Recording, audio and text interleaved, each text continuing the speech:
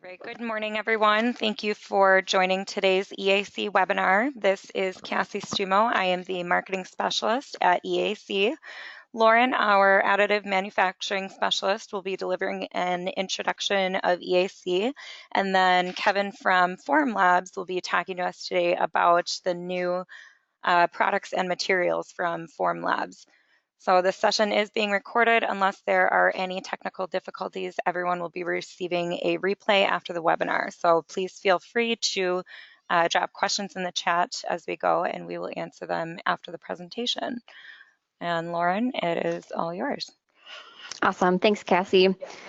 Hello, everyone. Most of you guys already know me already, but my name is Lauren Adey. I'm the Additive Manufacturing Specialist here at EAC. And I know most of you are familiar with EAC, but for those of you that aren't, our mission here is to transform the way that companies design, manufacture, connect to, and service their products. So you may be asking, what exactly does that mean? Well, essentially, we help organizations build better products faster, as well as help improve operational efficiencies. And we do this by offering engineering and design services like software and support for PTC, Creo, and Windchill, implementation and training. We also offer product and part design services, assessments, and IoT solutions to help companies define a strategy of getting products connected. And finally, the one that relates most to our webinar today, we're a commercial partner of Formlabs, and we partnered with them about 2 years ago. And we offer an affordable solution that gives companies the ability to streamline their design process and make it easier to bring 3D printing in-house. So with that being said, we're going to turn it over to our Formlabs expert, Kevin, to walk us through some of the newer products that Formlabs has to offer, such as an update on the company, some new materials for 2018, and the Form Wash and Form Cure units. Thanks, Lauren. So I'll just do a quick intro to myself. My name is Kevin Gauthier. I'm a channel application engineer here at Formlabs, and I've been with the company a little over 4 years. In my spare time, I mentor a Formula SAE team. You can see us kind of working on a 3D printed intake manifold mold that we're actually building a carbon fiber intake manifold on here, and this is a bunch of students that I work with. I also build electric vehicles and do random 3D printing projects for fun. So.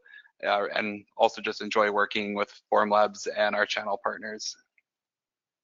So 2018 was dedicated positioning Formlabs for the future. We actually raised 2 different funding rounds in 2018, a $30 million Series C led by Tai Chi Partners. This is to really broaden our product portfolio and scale operations across the world, particularly in China and Asia. Using this, we used some of this money to actually open some new offices, so 4 new offices for 2018. You can see we've got the blue ones were our 2 existing offices, which was our headquarters in Cambridge, Massachusetts, and our first satellite office in Berlin.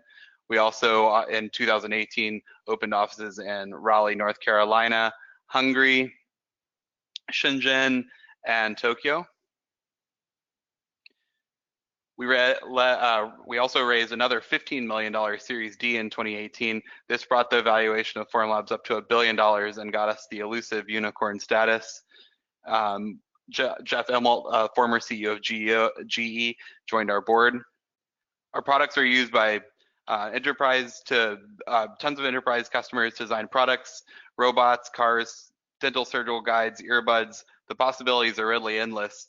And these great customers helped Formlabs grow to 35,000 Formlabs printers sold, over 25 million 3D printed parts printed on Formlabs printers, and a $100 million a year yearly revenue run rate.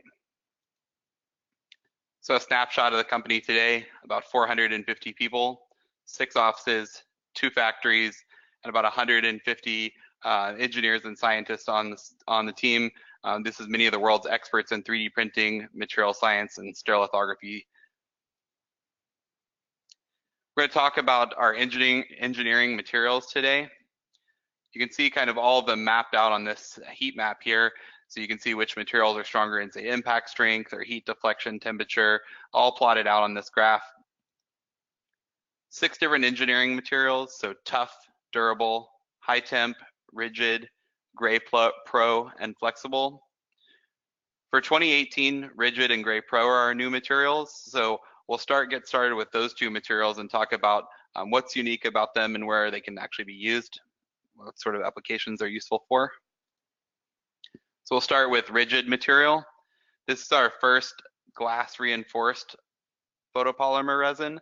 So it's very, very stiff and has a really awesome sort of feel to it because of that glass reinforcement. It's great for thin wall parts that need to resist deformation over time. So if you've got experience printing thin wall things with some of our maybe standard resins or tough resin, you'll kind of notice that they sort of curl up over time. This rigid resin really resists that deformation over time and gives you a much more rigid part. There is not much deflection on this material, so you want to make sure you're not trying to make something that snaps, like a snap fit or something that needs to bend with this material, because it's definitely not for that. It's very, very rigid. Some of the sort of applications we've seen it being used for already, electrical devices, so things like connectors, enclosures for electronics, sensor housings, and air handling, different manifolds and fan blades for testing how your airflow is going to flow through a duct or how your new fan blade design is going to work out. And then also starting to see some traction and actually using this to prototype things that are going to end up being sheet metal in the end. So prototypes of sheet metal enclosures because of the ability to print really thin wall parts. Next is Gray Pro. This is a very similar material to the rigid. It's got a similar monomer to the rigid. The main difference is it doesn't have the glass fill. So if you're looking for something that has a bit more give to it, that can actually do a snap fit or have a little bit of deflection, the Gray Pro resin's a lot better for that than the rigid, but you still maintain some of the resistance to deformation that you get from rigid due to the monomer in this case versus the fiber in the rigid. But the monomer in the Gray Pro and the rigid is similar, and both helps these two materials resist deformation over time better than any of our other materials. So some applications for that: form and fit testing of components in machine shops. This could be a jig or a fixture. It could also be something that's going to be a prototype of a part that's going to end up being machined. Extrusion profiles. I've seen quite a few customers actually printing small sections of extrusion profiles to see if these are going to fit against their mating components properly before they actually tool up and make a real die for making real extrusions. And then any sort of application that requires long-term usage due to the ability of this material to resist deformation over time. Tough material. This one's been out for quite a while, so the rigid and Gray Pro are new for 2018. We're just going to go ahead and recap the rest of the engineering materials for a refresher. So tough material. This is a high impact strength material. It's similar to ABS plastic. It's really good for things that are going to be in an environment that's going to have a lot of vibration or shock to it.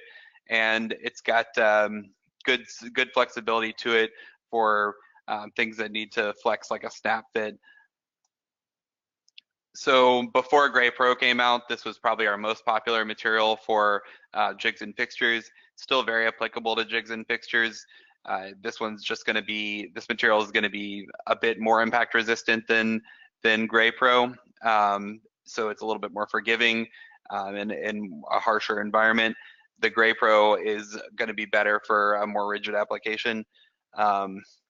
So we see it being used for these jigs and fixtures, different manufacturing components, so things like brackets and tools to add components to a manufacturing line. In consumer product development, we see it used for prototypes of products. And then our sort of rising application is in TV and film production, seeing different camera mounts and equipment mounts and brackets being produced with this tough resin. Durable material. This material is similar to polypropylene. This is what we designed it to simulate. It's got a low modulus and high impact strength. It's actually our highest impact strength material, and it's really great because it doesn't actually abrase itself. So it can slide up against itself without scratching itself, which is really nice for any sort of sliding joint, like a bushing or two gears that are going to rub together. It's also quite flexible. You can make living hinges like you see here in this tissue box. So the material is useful in the packaging industry for prototypes of packaging, in machines for making bushings and gears, and in injection molding for prototypes of finished products that are going to be polypropylene in their final form. High temperature material. This has a heat deflection temperature of 289 degrees Celsius. This is the highest heat deflection temperature in the non-metal 3D printing market. So some of the uses for that are all sorts of underhood applications. I've seen it being used for enclosures for like data logging systems in motorsport, all sorts of different testing equipment that's going to be in really hot environments. In composites, I know of companies using it to print molds or patterns to produce composite materials and composite parts. The material has been known to be used in autoclave up to 290 degrees Fahrenheit in this case in an autoclave. In machine design, different fluid flow testing and prototypes for like hot fluids and how they flow through a manifold. And in vacuum forming, this is a great material for making patterns for vacuum forming over flexible material. This is an 80 durometer rubber-like material. It's sort of a dark charcoal in color. And it's really good for compression applications. It doesn't have much elongation, so you don't want to try to inflate it or stretch it. But for compression applications like prototypes of overmolds, different sort of wearable items like wristbands and different things that can be worn. You can actually make stamps to like print or ink stamp things, and then grips and handles for tools.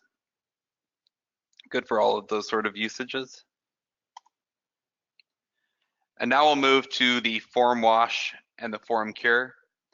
So form wash and form cure were introduced in late 2017. They really started getting shipped in mass in 2018, and we're watching adoption of wash and cure go up. So form wash gives you really uniform and consistent washing in a washing environment. This is great because it gives you consistent washing time every time. So basically what happens is you actually push the button to start the form wash. The form wash actually is motorized and drives its build plate mount upwards. You put your build platform into the form wash, and then once you start it, the form wash automatically drops it down into the isopropyl alcohol and washes it for a preset amount of time. Once it's done washing for that amount of time, it actually drives the part back up out of the alcohol, which means the part can start drying and you don't have to remember to go tend to the wash of your part. So this is going to cut down on the time it takes you to actually produce a part, because it's going to go wash the part and remove it from the alcohol automated, so you don't have to take a break and go down and babysit your form or your manual washing station. Instead, this thing is going to do it all automated for you. It has an impeller to agitate the alcohol. It holds the build platform. It's fully automated, and it also includes a hydrometer, so you can monitor how much alcohol, how much resin is saturated into your alcohol, and you know when to replace it. Form cure. This machine enables you to use our entire line of resins. In the past, if you don't have a form cure, really you're limited to just a few of our resins, mostly standard resins. With a form cure, you're able to use the full suite of engineering resins without having to build some sort of custom solution. And also, the form cure doesn't only use UV light, it also uses heat. So it's able to heat up to 80 degrees Celsius. It has a turntable that rotates at 1 RPM to rotate the part and make sure you're getting even coverage of UV light. The UV light's coming from 13 LEDs that emit 405 nanometer light. And it is actually, I need to update the slide, it actually is certified to use with our biocompatible resins now. We will be having another webinar in a month or so with EAC about our complete 3D printing workflow, and that'll be a really exciting one as well. All right, well, thank you so much, everyone, for joining us on today's webinar on the Formlabs new products. You will be receiving a replay of this webinar shortly, so please reach out to Lauren if you have any questions, and watch out for those future webinars, which you can find on eacpds.com /events. So have a great rest of your day, everyone.